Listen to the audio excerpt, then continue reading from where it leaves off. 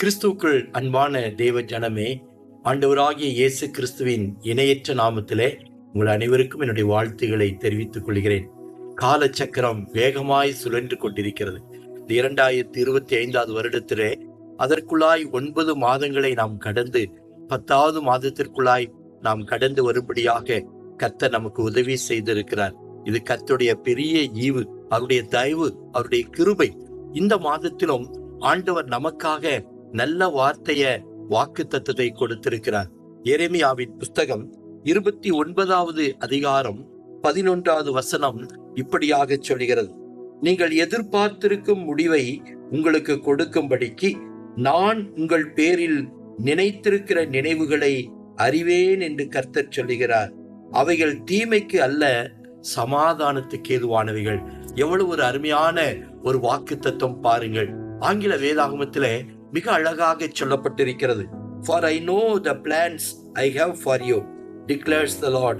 Plans to prosper you and not to harm you. Plans to give you hope and future. எவ்வளவு ஒரு அருமையான ஒரு வார்த்தையை பாருங்கள். நமக்காக மேலான ஆசீர்வாதங்களை ஆண்டவர் வைத்திருக்கிறாராம். நாம் எத்தனையோ நன்மைகளை எதிர்பார்த்து இந்த ஆண்டு முழுவதும் நாம் காத்து வந்திருப்போம். கடந்த 9 மாதங்கள் எனக்கு இந்த நன்மை வேண்டும், எனக்கு இந்த ஆசீர்வாதம் வேண்டும் என்று சொல்லி அநேக காரியத்திலே, நம்முடைய தனிப்பட்ட வாழ்க்கையிலே, குடும்ப வாழ்க்கையிலே, பிள்ளைகளின் வாழ்க்கையிலே, நம்முடைய வேலை காரியங்களிலே அநேக ஆசீர்வாதங்களை நாம் எதிர்நோக்கி நாம் காத்திருந்திருப்போம். அதற்காய் அநேக முறை நாம் செபித்திருக்கலாம். ஒருவேளை இதுவரைக்கும் நான் செபித்திருந்தோம், இந்த ஆசீர்வாதத்தை நான் பெற்றுக்கொள்ள முடியவில்லை என்று சொல்லி ஒருவேளை நீங்கள் தயக்கத்தோடு, நீங்கள் ஒருவேளை சோர்வோடு கூட இருந்திருக்கலாம்.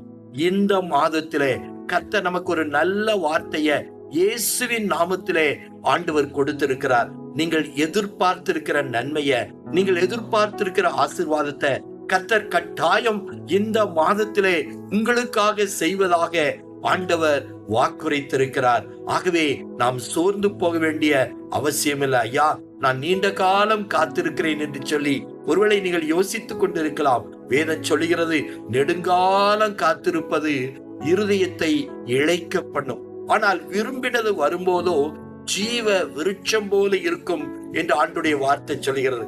ஆபிரகாமுடைய வாழ்க்கையில கூட ஆண்டவர் இந்த வாக்குத்தத்தத்தை கொடுத்தார். நிச்சயமாகவே உனக்கு கற்ப பிறப்பாக ஒரு குமாரனை நான் தருவேன் என்று சொல்லி ஒருவேளை சற்று நீண்ட காலம் அவர் காத்திருந்தார். ஆனாலும் கூட அந்த குறிப்பிட்ட வேளை வந்த போது, அருமையான தேவ ஜனமே, கர்த்தர் ஆபிரகாமுடைய வாழ்க்கையிலே, சாராளுடைய வாழ்க்கையிலே கர்த்தர் அந்த வாக்குத்தத்தத்தின் பிள்ளையாகிய ஈசாக்கை அவர் கொடுத்தார் என்று சொல்லி நாம் பார்க்கிறோம். அதன் மூலமாய், அந்த வாக்குத்தத்தத்தின் சந்ததியின் மூலமாய் உலகம் முழுவதையும் ஆண்டவர் அந்த ஆசீர்வாதத்தின் பாதையிலே நடத்தினார் என்று சொல்லி பார்க்கிறோம்.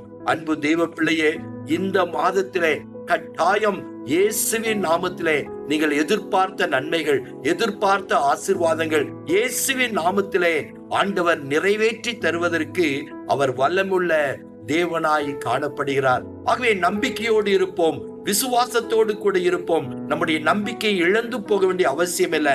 ஆண்டவர் சொல்கிறார், hope for the future.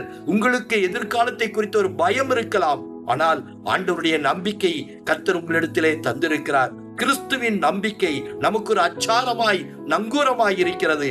ஆகவே அப்படிப்பட்ட நம்பிக்கையோடு நாம் காத்திருப்போமானால் நிச்சயமாகவே எதிர்பார்த்த நன்மைய ஆசீர்வாதத்தை நாம் பெற்றுக்கொள்ள முடியும். ஆனால் ஆண்டவர் எதிர்பார்க்கிற ஒரு காரியத்தை இந்த நாளிலே நாம் செய்கிறோமா என்று சொல்லி நாம் யோசித்து பார்க்க வேண்டும். குறிப்பாக ஆண்டவராகிய இயேசு கிறிஸ்து ஊழியத்தை செய்து வந்த நாட்களிலே அவர் ஒரு சாலையின் வழியாய் நடந்து போகிறார்.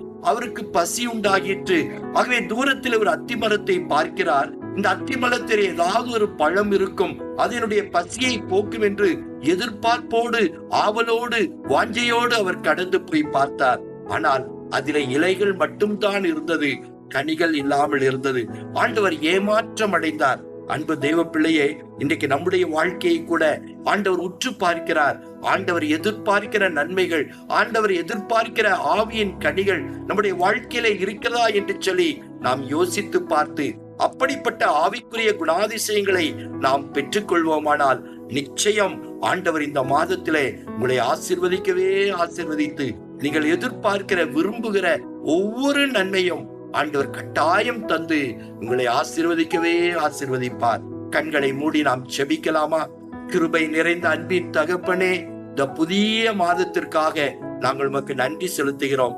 இந்த மாதத்தின் 31 நாட்களிலும் தேவனுடைய பிரசன்னம் எங்களுக்கு முன்பாய் கடந்து போகும்படியாக நாங்கள் ஜெபிக்கிறோம். ஆண்டவரே, கோணலானதை நேராக்குகிற தேவன் நீர். நாங்கள் எதிர்பார்த்திருக்கிற நன்மைகளை, ஆசீர்வாதங்களை கட்டாயம் இந்த மாதத்திலே நீர் செய்து உம்முடைய பிள்ளைகளை நீர் சந்தோஷப்படுத்துகிற தயவுக்காக நாங்கள் உமக்கு நன்றி செலுத்துறையா. ஒவ்வொரு தேவ பிள்ளைகளையும் ஆசீர்வதியும். அவருடைய தனிப்பட்ட வாழ்க்கையிலே, குடும்ப வாழ்க்கையிலே, ஆண்டவரே, அவருடைய வேலை காரியங்களிலே, அவருடைய சபையின் காரியங்களிலே கர்த்தருடைய ஆசீர்வாதம் நிறைவாயிருந்து இந்த மாதம் முழுவதும் கர்த்தர் வல்லமையினாலும் கிருபையினாலும் நிரப்பி உம்முடைய பிள்ளைகளை ஆசீர்வதித்து காப்பீராக. எல்லா தீமைகளுக்கும் விலக்கி சமாதானத்தின் பாதையிலே இயேசுவின் நாமத்திலே நீர் நடத்துவீராக. கர்த்தரை செய்கிற தயவுக்காக நன்றி சொல்கிறோம். இயேசுவின் நல்ல நாமத்தில் வேண்டிக் கொள்கிறோம் நல்ல பிதாவே. ஆமேன், ஆமேன். God bless you.